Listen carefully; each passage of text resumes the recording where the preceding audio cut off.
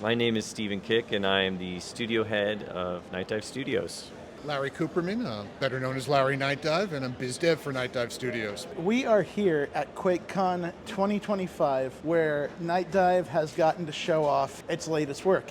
You have worked with Bethesda and Ed before, but this year you have announced the remaster and the launch of Hexen Heretic. How exciting is it to be back here to be able to do that? There's nothing quite like it.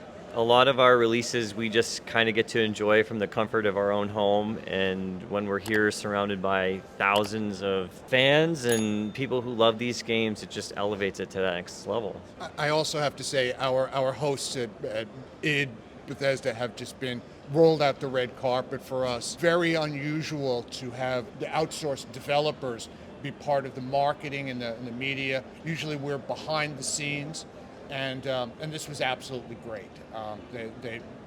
Marty and his team just have been, Hugo, have been absolutely extraordinary in their welcome for us. Hexen Heretic opens a very interesting door for Nightdive. Previously, you've mostly worked with it in Bethesda.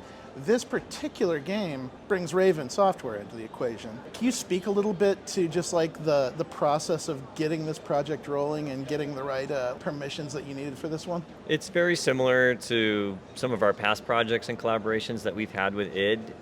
Basically, back in the 90s, id published the Raven games. So a lot of those original materials were still with id.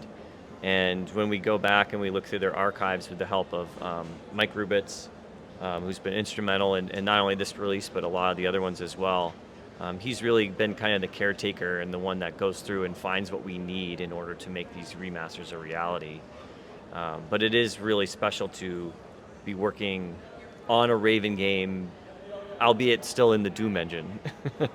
I'll also say people don't always realize that the major stumbling block, the major challenge in working to bring back these classic games is often legal rights, and this probably would not have been possible if Microsoft had not acquired both ZeniMax, id, Bethesda, and Activision. So that really helped clear the rights situation to make it all possible. When it came to approaching these two games, how did Nightdive kind of decide where it wanted to start about? Like, what did it want to improve? What did it want to leave? Which warts are appropriate to leave on there? Which ones did you want to smooth out? And how did you go about it? The person that a lot of the credit goes to, Steve had mentioned Mike Rubitz on the id side of things, but our engine genius, Sam Villarreal, started off, as you said last night, he started off working on one map just to really get a feel for how the software and the engine worked, that he felt that was the best way. He's such a great designer. Well, one map led to 4 maps, and there we are with the new content coming out on that. So that was a key part of it. The other thing is we have the advantage of time and perspective. We're able to look back and see the things that the fans enjoyed the most and the things that fans enjoyed, shall we say, the least, and apportion things. We have that coming from the future, looking at if you had it all to do over again, and that's just absolutely one of the great fun parts of the job. Yeah, in terms of kind of like the specific changes and updates, I would say probably the number one has been the maps. They've been kind of smoothed out, polished to some degree, made them a little bit more easy to navigate, though the original games are still labyrinthian in nature. I do know that a pseudo waypoint system has been added in to kind of help new users find their way around, which is a great addition. But again, to the new content, the new levels and the new episodes, we've actually been hearing that if you're a new player, you should play those first because they introduce a lot of the mechanics gradually, and it feels more natural, and it kind of leads up to some of the bigger aspects of the game. So I won't need graphing paper to play the remaster. It couldn't hurt, though. And again, like being back here at QuakeCon, Nightdive is kind of becoming a fixture of this event. We had the Doom remasters last year. You guys have been announcing new stuff at QuakeCon each year. And like, I guess, where does QuakeCon fit into like the hierarchy of like Nightdive when it comes to when it announces what it's going to do next and how it does it? Well, one of the best things about QuakeCon for us as a studio is that it gives us all an opportunity to get together and actually be face-to-face with one another. As you may or may not know, Nightdive has been developing and releasing games for like almost 14 years now, and ever since the beginning it's been completely remote. So this is really our big opportunity every year to get together and meet each other, sometimes for the first time, and spend some quality time together doing what we love, which is playing these old games. And what's really kind of fun is we started doing a exclusive t-shirt that was originally just meant for the developers for this event, but every year we come, there's like more and more people that have that t-shirt on from past events, so it's fun to see how far our influence is spread. It's really funny to Steve's first point about QuakeCon is really important to Nightdive because it's the meeting of the night divers. It's when we get together. Last year we were posing for a photo with our team members, and I just had to turn around to Steve and say, do all these people work for us? It's worth noting too, here at QuakeCon 2025, we are just coming off of one of you guys' biggest releases, which was System Shock 2 Remastered. Steven, I know that was like a bucket list item for you on the when like a pillar of this company. I know it's important to everybody, but like after System Shock 2, like what's the biggest thing on Steven Kick's mind as far as like what you want to accomplish? Can I say that? I mean, what hasn't been said already? Yeah. I mean, it's obviously it's No One Lives Forever. It's just such a special game to me. I remember playing it when it first came out, and then the sequel. I think ever since I started the company, it's been number one on my list. It's got a wonderful setting, great humor, a really fun, just charismatic female protagonist that it's just a special part of gaming that I think deserves to be remastered and brought back to a modern audience more than just about anything else. I will say that there's another game really high on that list, and that would have to be Eternal Darkness. It's been kind of locked behind the GameCube Nintendo wall all this time, and it's something that I'd personally love to see get re-released. Steve's got a list of, I mean, those are titles that we're certainly passionate about. But I look at the backlog of all of the classic games that are no longer playable, that are no longer accessible, and they were so influential to me. The time that I knew that I wanted to get into the gaming industry, the game that blew my mind was Wolfenstein 3D.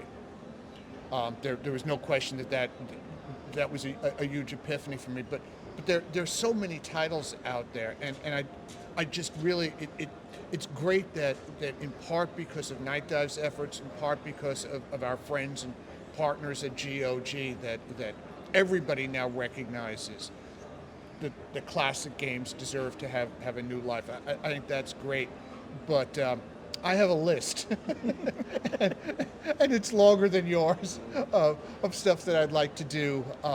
But I just want to make sure that these games aren't lost to time.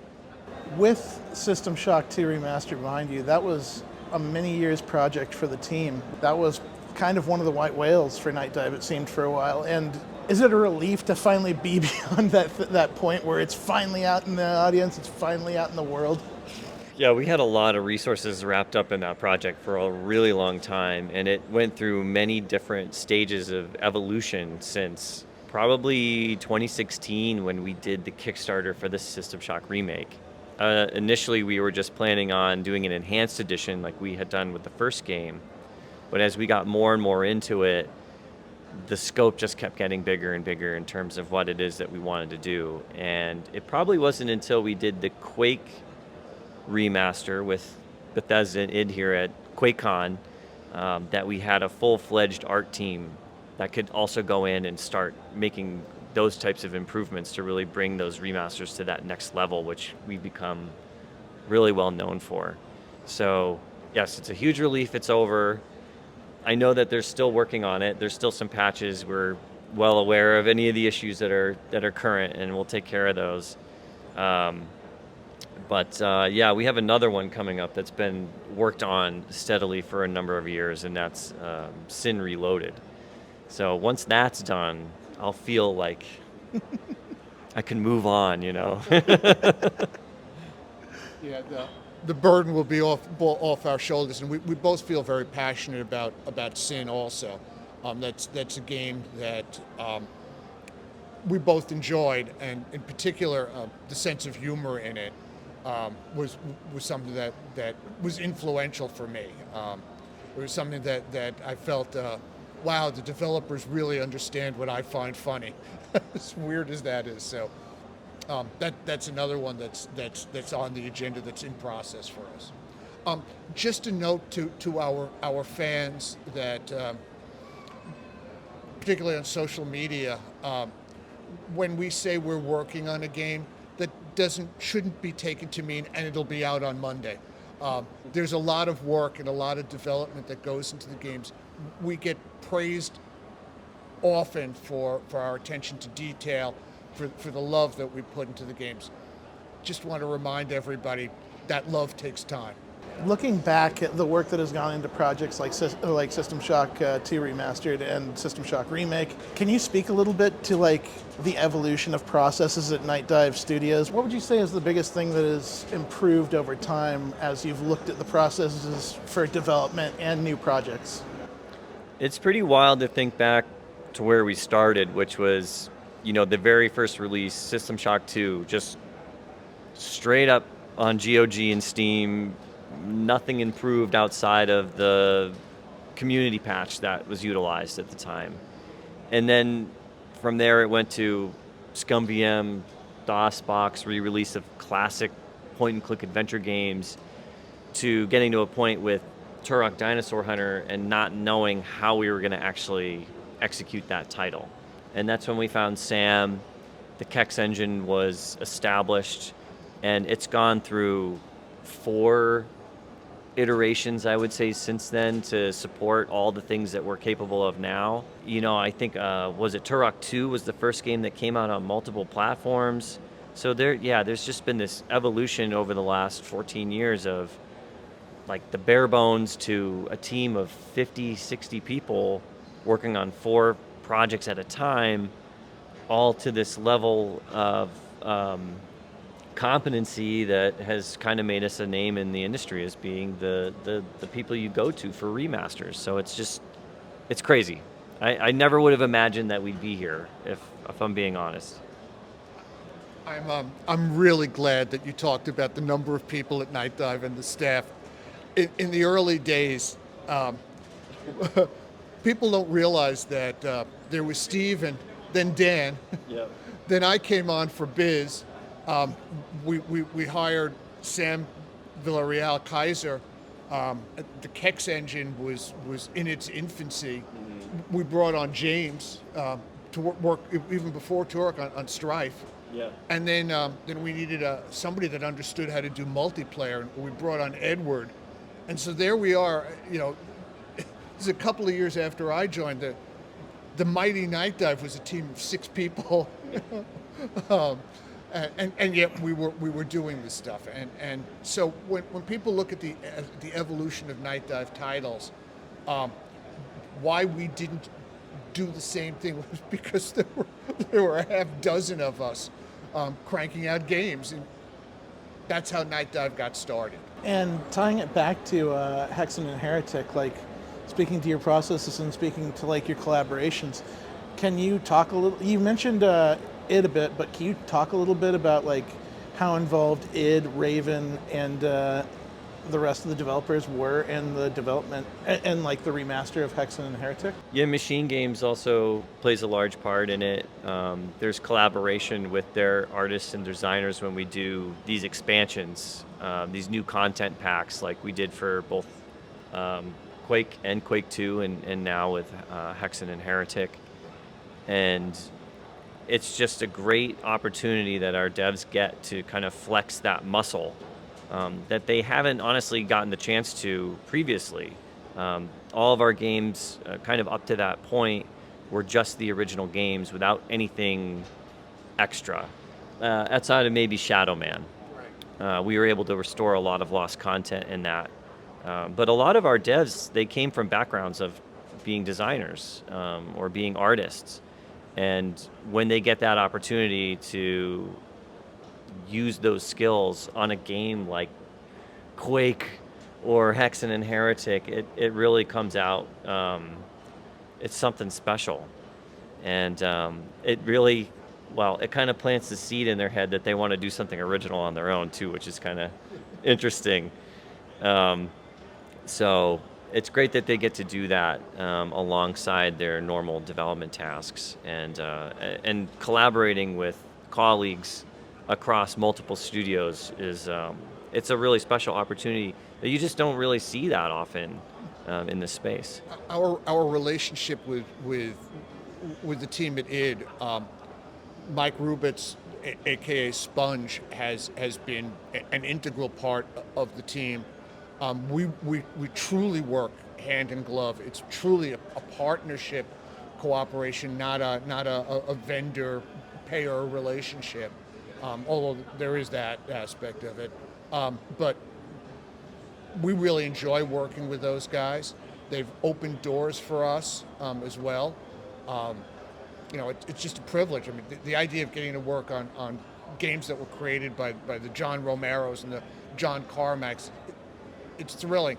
And to be able to work with some of those original people, some of the team members, to get the assets from that, it's just great. It's just a great cooperative relationship. And it's interesting that you bring up the seeds of something of like original ideas, because like Nightdive Studios is like known at this point for being the guys that work on other people's games and make them better and make them cooler and make them playable on new platforms.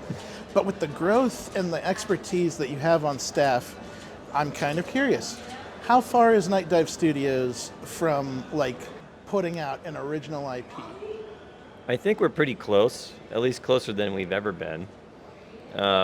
We talk a lot about what we want to do, what we learn from projects, how we can implement new technologies or processes that we've established in some of our pipelines, that kind of thing, towards hopefully something original.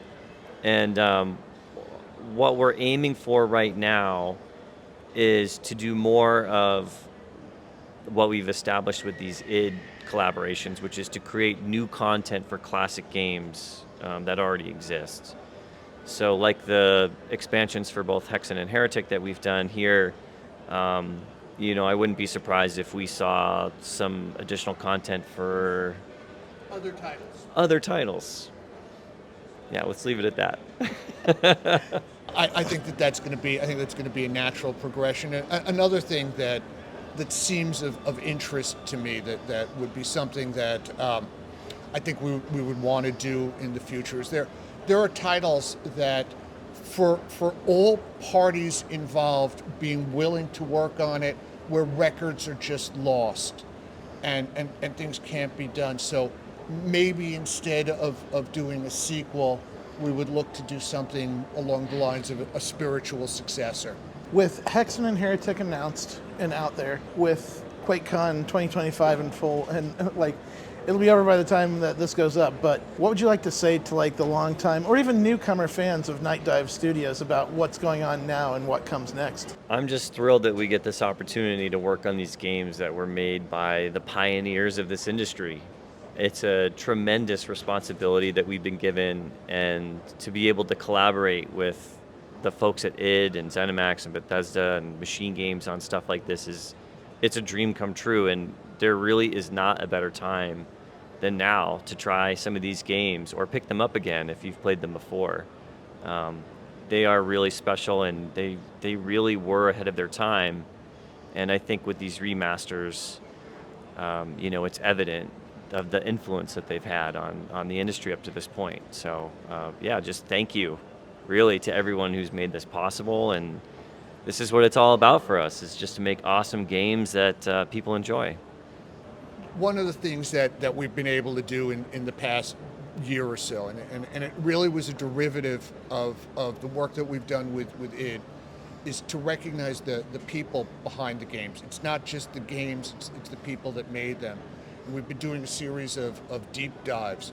Ken Levine, John Romero, Warren Spector, Paul Neurath, Kevin Cloud, from id. I say this over and over again, but at the risk of repeating myself, games are art. The people that made them are artists. And while we've got this generation still with us, it's really important to celebrate the people as well as the games. And that's something that I think that we've really done a good job in celebrating. We expect to see more of that from us.